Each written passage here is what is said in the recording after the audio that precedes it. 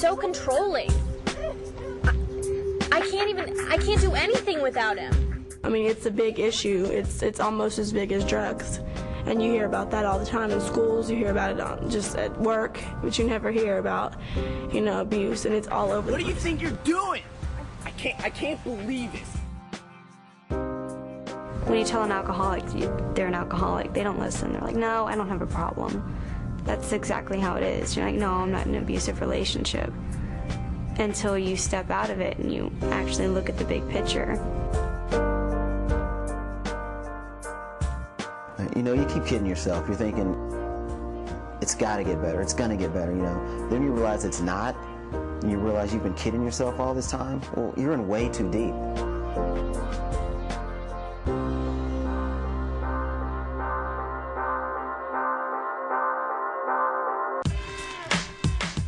It was our first day of high school. So it was like, there was new people, lots of new people, and he was there with his brother. It was basically like he didn't have the time for me at that moment. Yeah, so don't interrupt. So I guess he wanted me to go away. It doesn't concern you. Get out of here! And he just turned around and hit me in my arm. And that was the very first time that I ever was hit. And I just remember a lot of people saw it and were just looking at me like they couldn't believe that I let him do that. Not that he did it, but that I let him do it. Last summer, I had gone to summer school, and there was this guy in my summer school class, and he was your everyday football player. All the girls loved him. He had nice style, he had the money, everything. And he picked me. He liked me. So, of course, I was like, oh my God.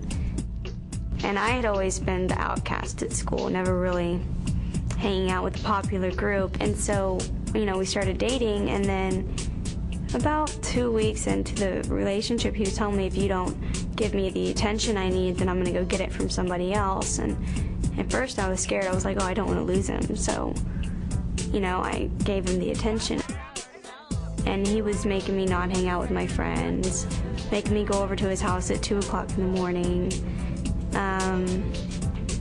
Ridiculous stuff. I had a relationship where they would try to be controlling, tell me I couldn't dance or wear certain things. When y'all go to parties or dances together and they, watching you real closely, when he started telling me, oh, you can't dance with people. You have to, when you go to a party, you have to be by yourself. You can't dance. Or you can't go to parties when I go, or stuff like that. That's when it started happening. It started trying to be controlling and trying to control you, telling you who you can talk to and you can't have male friends and stuff like that. That's just signs. I would try to compromise, but compromising wouldn't work, really. Whenever we were not together, and I'd be trying to hang out with my boys, have a little free time with them, cell phone would blow up constantly.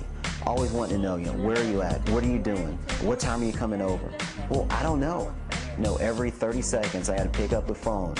And then, of course, if I don't answer it, then I have a voicemail, text message, where are you at? What are you doing? There's never any free time. I was 15 years old, and for the first month and a half, it was perfect. I couldn't ask for more, but I guess things just weren't going well, and so we broke up, and we get back together, and we break up. I don't know how many times, probably over a dozen, but he, said I shouldn't wear makeup, or I shouldn't wear that shirt because it shows too much, or I shouldn't wear those shorts because they're too short, or just stuff like that. Go into class! Who do you think you are?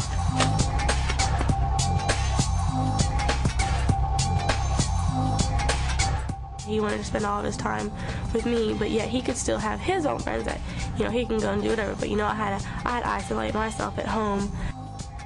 I lost all my friends, and I didn't do anything except sit at home and watch TV. Something felt wrong.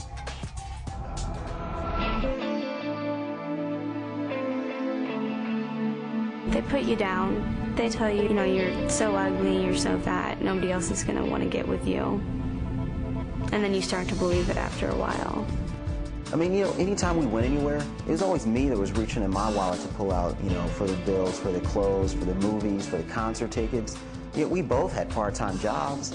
You know, why didn't she offer to pay for anything? And then she started to, you know, disrespect me in front of my friends, making jokes about me, flirting with other guys, just bringing me down in front of other people. I don't want that. Why aren't you wearing the shirt I gave you? You can't tell me how to dress? This is too low cut. It's too tight. You know how many guys are going to be looking at you with that on?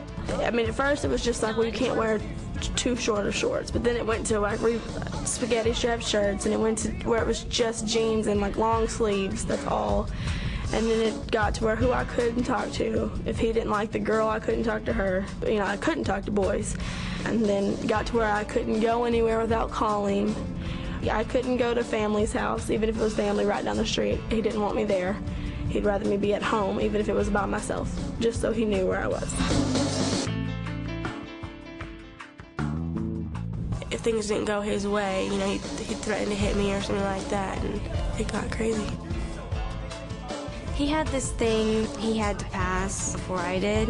When he found out that I had all A's in my classes, he didn't let me study from then on until I got him passing. So I'd go over to his house every night, tutor him, make him do his work. But if I pulled out my homework, he'd take it and not let me study.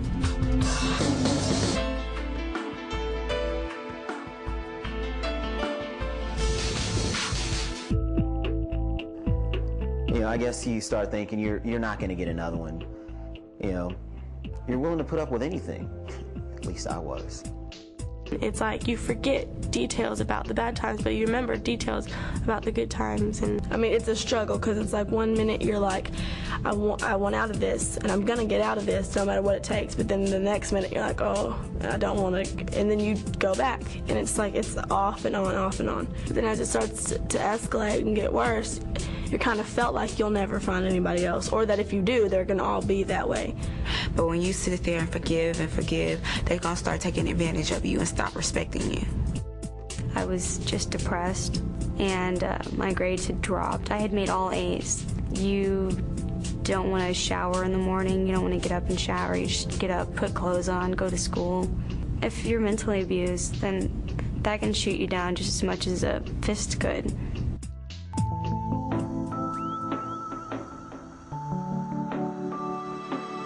Like the first couple of weeks, if you told her something that she didn't like, she would like break down. I called you 6 times. No, you didn't. Yes, I did. No, I got no message. I called your mom. She didn't know where you were. I called your friends. They didn't know where you were. Oh, friends? Yes.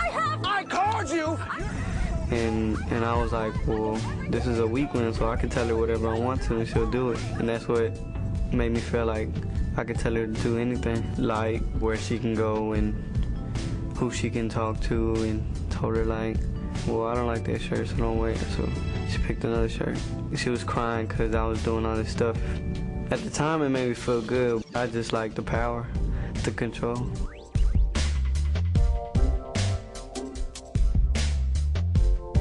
When I was thinking about it, I was like, man, I'm a punk. I can't believe I did all that stuff to her. And she was nice to me. I had a party like a week ago or whatever, and he was there, and he was like with his friends, and I was like, come over here now, and all this other stuff, and he'll come. So I was like, then when I went home, I was like, nah, that's not how I'm supposed to act, you know? Where I feel myself being kind of controlling, but I try to stop myself. Yeah, you can't change them, which is what I had always told myself. I was like, oh, he'll change, he cares about me, he's gonna change. They're not gonna change themselves unless they wanna change themselves. When I was in school, I didn't know any of the signs of controlling or abusive relationships until I had gotten in one, and I went to counseling, and then I learned, and now I see it all the time. It just happened in health class one day. We were watching, we got on the topic of abuse, and we were watching a video, and that's when it clicked. And the way that relationship was is exactly the way that mine and my boyfriend was. If your boyfriend starts telling you that it's not important to hang out with your family anymore, and that it's more important to hang out with him, that's the biggest warning sign ever. You know, I kind of felt bad about myself. I started wondering, you know, what kind of a person am I? What what do I want out of life? You know, is this how I want to be treated the rest of my life? The answer is no. You know, I want respect. I want to be able to give someone respect, and I want respect back. Just ways that, you know, he would talk to me. I wouldn't even let my own father talk to me like that. I mean, he was putting me down more than I'd ever been put down in my life. And so it was just like, you know, you don't realize it until you step back from it and take some time and look at it.